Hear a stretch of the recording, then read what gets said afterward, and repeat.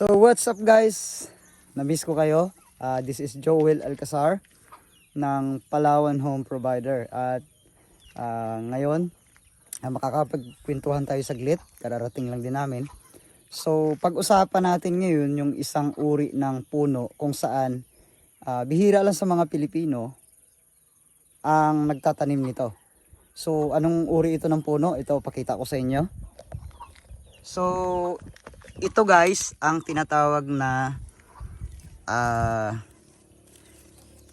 Ficus microcarpa. So isang variety ito ng baliti tree, yung pinaka common na tawag dito.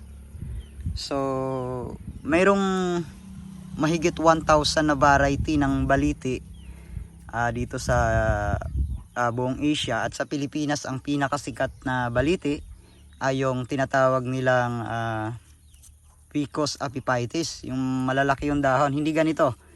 So malalaki ang dahon at naghahanap ng host para pagtayuan niya, or yun yung magiging kanyang foundation sa pagtubo niya hanggang sa paglaki, hanggang sa mamatay yung host niya na kahoy at maging ganap siyang baliti. But in this case, ito ay microcarpa. So hindi niya kailangan ng host, nabubuhay siya sa sarili niyang kahoy at sarili niyang mga branches. So ito ay almost 1 month pa lang simula nung na-market ko ito. Okay.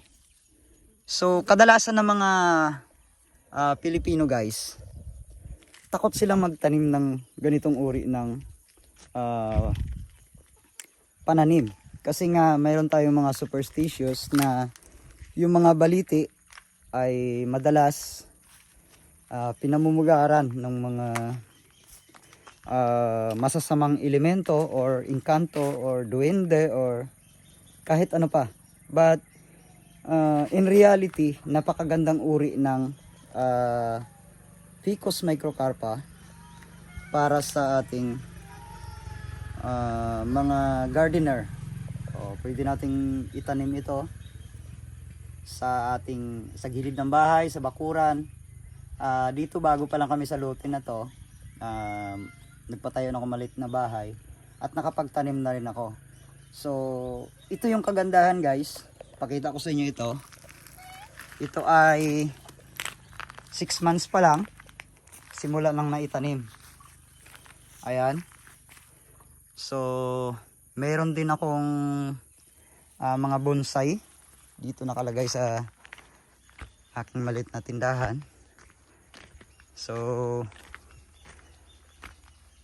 ito ay 6 months na rin pero hindi siya lumalaki. So balak kong gawing bonsai ito. Marami kaming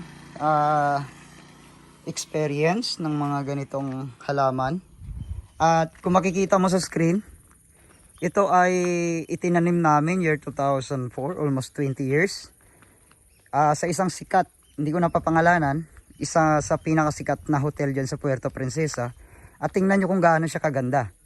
At ito namang isa ay itinanim namin sa isang pribadong house and lot sa Puerto Princesa din. Eto.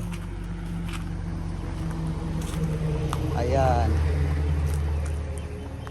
So isang taon pa lang yan. Then ang kagandahan, lumalaban siya sa tag-init. Yan. Mayroon na rin siyang shape, medyo pinabilog ko lang. So ang ganda niya for backyard plants. So yun nga, nasa sa atin na lang kung naniniwala tayo sa mga paniniwala pa dati or superstitious na tinatawag natin. But sa ngayon, alam nyo ba na nagkakahalaga ng 750 hanggang 5,000 ang mga bonsai na ganitong uri ng variety ng baliti. So ito yung sa screen, tingnan nyo. Yan. Yan ay mga example ng mga nasa market ngayon na Ficus microcarpa. Pero bonsai yan at umaabot yan hanggang 5,000 ang halaga. Depende sa paggawa ng pruning. So, pwede nyo i-try guys. Pwede nyo subukan. Huwag kayong matakot sa mga superstitious na yan, sa mga pamahiin. Mas maganda pa rin na may tanim tayo sa bakuran. So guys,